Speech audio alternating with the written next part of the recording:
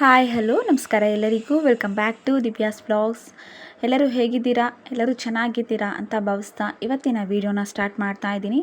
Start ಮಾಡೋಣ ಮೊದಲು ಇನ್ನೂ ನನ್ನ ಚಾನಲ್ಗೆ ಯಾರ್ಯಾರು ಸಬ್ಸ್ಕ್ರೈಬ್ ಮಾಡಿಲ್ಲ ಪ್ಲೀಸ್ ಸಬ್ಸ್ಕ್ರೈಬ್ ಮಾಡಿ ಅಂತ ಹೇಳ್ತಾ, ಮತ್ತು ಪಕ್ಕದಲ್ಲಿರುವ ಬೆಲ್ ಐಕಾನ್ ಕೂಡ ಕ್ಲಿಕ್ ಮಾಡಿ.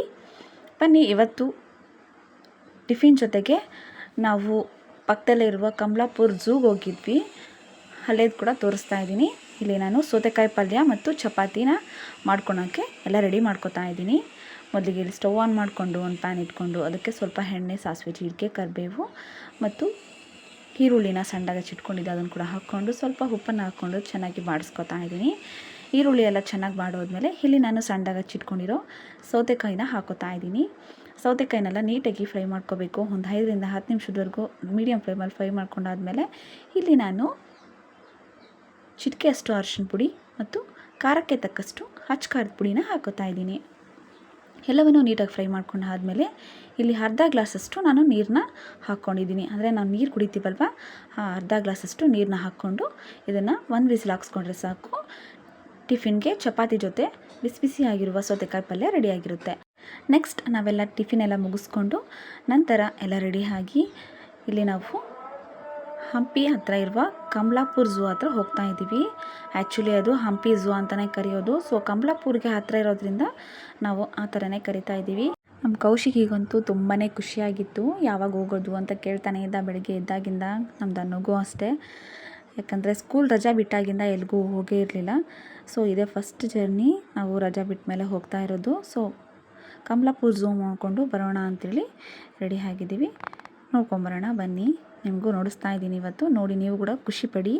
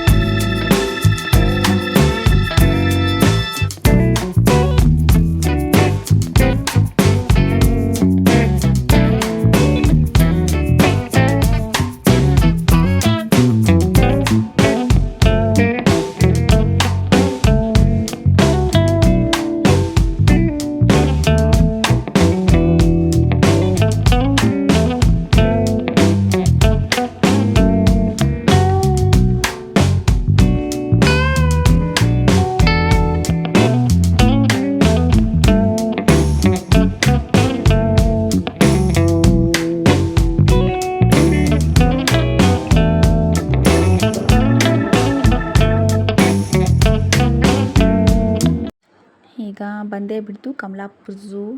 ಅಲ್ಲಿಗೆ ರೀಚ್ ಆದ್ವಿ. ಆಲ್ಮೋಸ್ಟ್ ನಾವು ಮನೆ ಹತ್ರ ಬಿಟ್ಟಿದ್ದು ಇಲ್ಲಿಗೆ ಒಂದು 20 ನಿಮಿಷದಲ್ಲಿ ನಾವು ಇಲ್ಲಿ ಸೇರ್ಕೊಂಡಿದ್ದೀವಿ.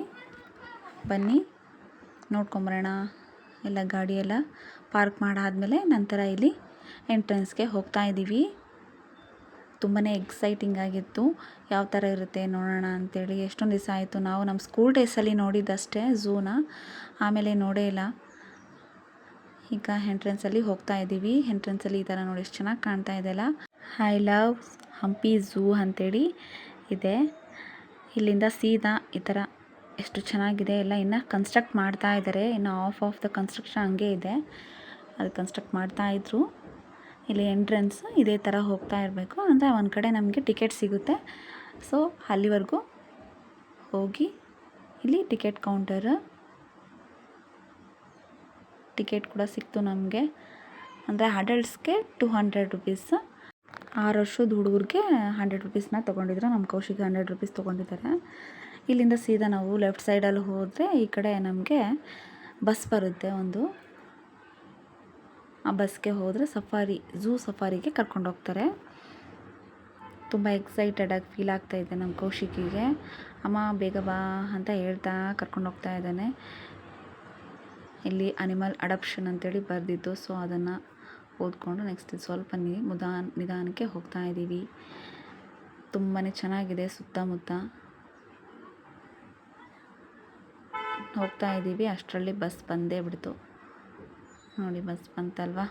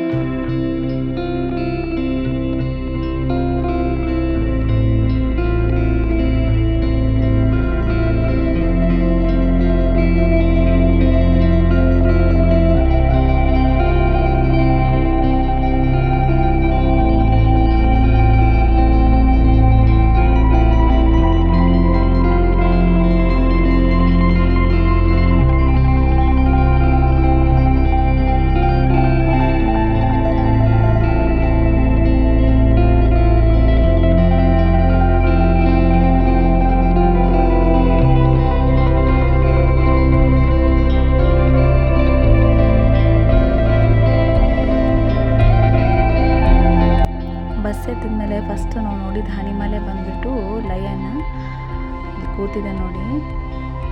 ಅಂದರೆ ಇವತ್ತೇನೋ ಕನ್ಸ್ಟ್ರಕ್ಷನ್ ನಡೀತಾ ಇತ್ತಲ್ಲ, ಅದಕ್ಕೆ ಹೊರಗಡೆ ಬಿಟ್ಟಿದಂತೆ. ಇಲ್ಲಾಂದರೆ ಹೊರಗಡೆ ಬಿಡ್ತಾರೆ. ಹೊರಗಡೆ ಬಿಟ್ಟರೆ ನಾವು ಈ ಬಸ್ಸಲ್ಲೇ ಕೂತು ನೋಡ್ಬೋದು. ನಾವು ನೋಡೋಕ್ಕಾಗಿಲ್ಲ ಹೊರಗಡೆ ಬಂದಾಗ. ಇಲ್ಲಿ ಹೋಗಲಿ ಬಿಡ್ರಿ ಅಂತ ಸುಮ್ಮನಾಗಿದ್ವಿ.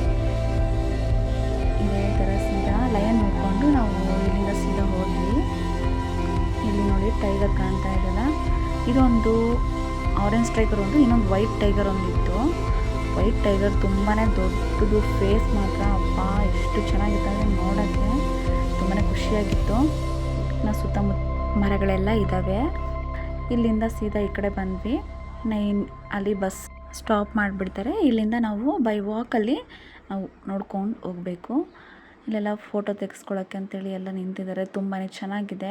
ಸ್ವಲ್ಪ ಅಲ್ಲೆಲ್ಲ ವಾಟರೆಲ್ಲ ಬರ್ತಾಯಿತ್ತು, ಸೊ ಅದಕ್ಕೆ ಜನ ಇದ್ದಾರೆ, ನೋಡ್ತಾ ಇದ್ದಾರೆ. ನಂತರ ಇಲ್ಲಿಂದ ನಾವು ಬೈ ವಾಕ್ ಹೋಗ್ತಾ ಹೀಗೆ ಅನಿಮಲ್ಸ್ನ ನೋಡ್ಕೊಂಡು ಹೋಗೋಣ. ಬರ್ಡ್ಸ್ ಇದ್ವು, ತುಂಬಾ ಚೆನ್ನಾಗಿತ್ತು. ಏನಂದರೆ ಬಿಸಿಲು ಮಾತ್ರ ತುಂಬಾ ಇತ್ತು ಜಾಸ್ತಿ. ಬಿಸಿಲಲ್ಲಿ ಯಾಕಪ್ಪ ಬಂದ್ವಿ ಅಂತ ಅನಿಸ್ತಿತ್ತು. ಒಂದು ಕಡೆ ಖುಷಿ ಕೂಡ ಆಯಿತು.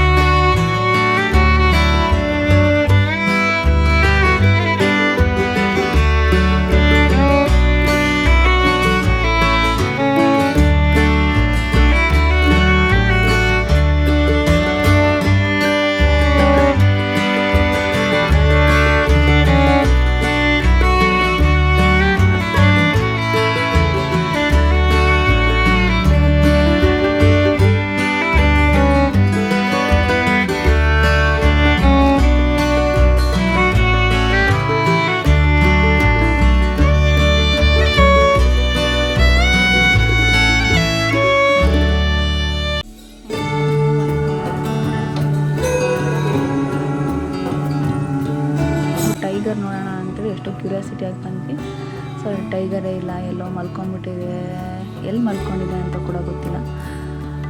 ಎಲ್ಲ ಫುಲ್ಲು ಕವರಪ್ ಮಾಡಿದ್ದಾರೆ. ಮೇಲೆ ಎಲ್ಲ ಯಾರೂ ಬರಬಾರ್ದು ಅಂತ ಹೇಳ್ಬಿಟ್ಟು ಅಂದರೆ ಟೈಗರ್ ನಮ್ಮನ್ನ ಇದು ಮಾಡೋಕ್ಕೆ ಬರಬಾರ್ದು. ನೆಕ್ಸ್ಟ್ ಇಲ್ಲಿ ಲಯನ್ ಡೆನ್ ಇತ್ತು. ಎಷ್ಟು ಚೆನ್ನಾಗಿದೆಲ್ಲ ಲಯನ್ ಡೆನ್. ನಾವೊಂದು ಲೆಸನ್ ನೋಡ್ಬೇಕಾದ್ರೆ ಲಯನ್ ಡೆನ್ ಇತ್ತು, ಅದೇ ಥರ ಇದೆ ಇದು. ಲಯನ್ನ ಕೂಡ ನೋಡಿಕೊಂಡು ನೆಕ್ಸ್ಟ್ ಇಲ್ಲಿಂದ ಸೀದಾ ನಾವು ಸ್ವ್ಯಾನ್ನ ನೋಡ್ಕೊಂಡು ಬರ್ತಾ ಇದ್ದೀವಿ. ಎಷ್ಟು ಚೆನ್ನಾಗಿದೆ, ಎಲ್ಲ ನೀರಲ್ಲಿ ಹಾಡ್ತಾ ಈ ಬಿಸಿಲುಗಾಲದಲ್ಲಿ ತಣ್ಣಗೆ ಹಾಡ್ತಾ ಇದ್ದಾವೆ. ಮೇಲ್ಗಡೆ ಎಲ್ಲೋ ಪ್ಯಾರೆಟ್ ಚ್ಯೂ ಅಂತ ಆಯಿತು. ಸೊ ಅದು ನೋಡೋಣ ಅಂತೇಳಿ ನೋಡ್ತಿದ್ರೆ ಇದು ಕ್ಯಾಮ್ರಾದಲ್ಲಿ ಕ್ಯಾಪ್ಚರೇ ಆಗ್ತಿರ್ಲಿಲ್ಲ. ಇರಲಿ ತೊಗೊಳ್ರಿ ಅಂತೇಳಿ ಇದೊಂದೇ ಮಾಡ್ತಾಯಿದ್ದೀನಿ. ಸುಂದರವಾಗಿ ಎಷ್ಟು ಬ್ಯೂಟಿಫುಲ್ ಆಗಿದೆ ಅಲ್ವಾ. ಸುತ್ತ ಎಲ್ಲ ಮರಗಳು ಎಷ್ಟು ತಣ್ಣಗಿತ್ತು ಅಂತಂದರೆ ತುಂಬಾ ಕೂಲಾಗಿ ತುಂಬ ಚೆನ್ನಾಗಿದೆ. ಇನ್ನೊಂದು ಕಡೆ ಪಿಕಾಕ್ಸ್ ಇಲ್ಲಿ ನೋಡಿ ಎಷ್ಟು ಚೆನ್ನಾಗಿದೆ ಪಿಕಾಕ್ ಮಾತ್ರ. ಅದೆಲ್ಲಿ ರೆಕ್ಕೆ ಬಿಚ್ಕೊಳ್ತೇನೆ ಅಂತೇಳಿ ನೋಡ್ತಾ ಕೂತಿದ್ದೆ. ಒಂದು 10 to 15 ಮಿನಿಟ್ಸ್ ಅಂದರೆ ಏನೂ ಮಾಡಲೇ ಇಲ್ಲ. ಅದಕ್ಕೂ ಹೋಗಲಿ ಬಿಡು ಅಂತೇಳಿ ಸುಮ್ಮನೆ ಮತ್ತೆ ಅಲ್ಲಿಂದ ನಾವು ಕೂಡ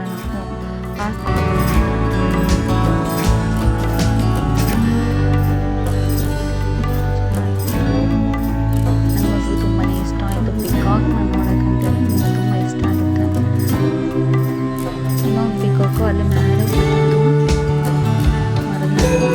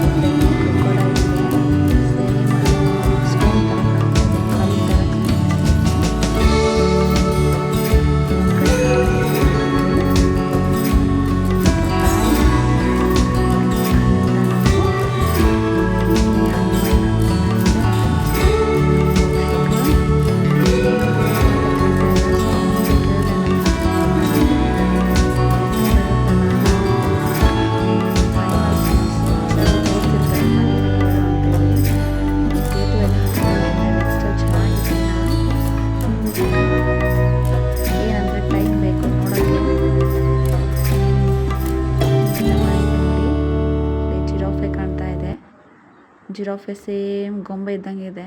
ಅದು ಈ ಕಡೆ ಕದಲ್ತಿಲ್ಲ, ಆ ಕಡೆ ಕೂಡ ಕದಲ್ತಾ ಇಲ್ಲ, ಹಂಗೇ ನಿಂತ್ಬಿಟ್ಟಿತ್ತು.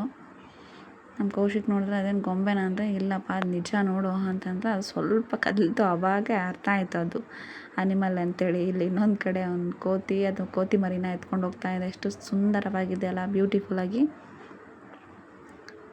ಇಲ್ಲಿ ಬಂತು ನೋಡಿ ಇದು ರೈನೋಸರಸ್.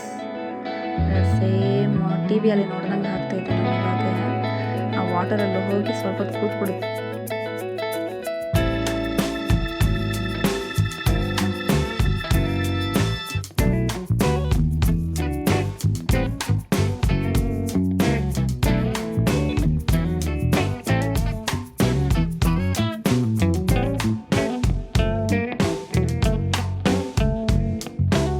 ಸೊ ನೋಡಿದ್ರಲ್ಲ ಫ್ರೆಂಡ್ಸ್, ಇವತ್ತಿನ ವಿಡಿಯೋ ನಿಮಗೇನಾದರೂ ಇಷ್ಟ ಆಗಿದ್ದರೆ ಪ್ಲೀಸ್ ಸಬ್ಸ್ಕ್ರೈಬ್ ಮಾಡಿ ಮತ್ತು ಲೈಕ್ ಮಾಡಿ, ಶೇರ್ ಮಾಡಿ. ಆಲ್ಮೋಸ್ಟ್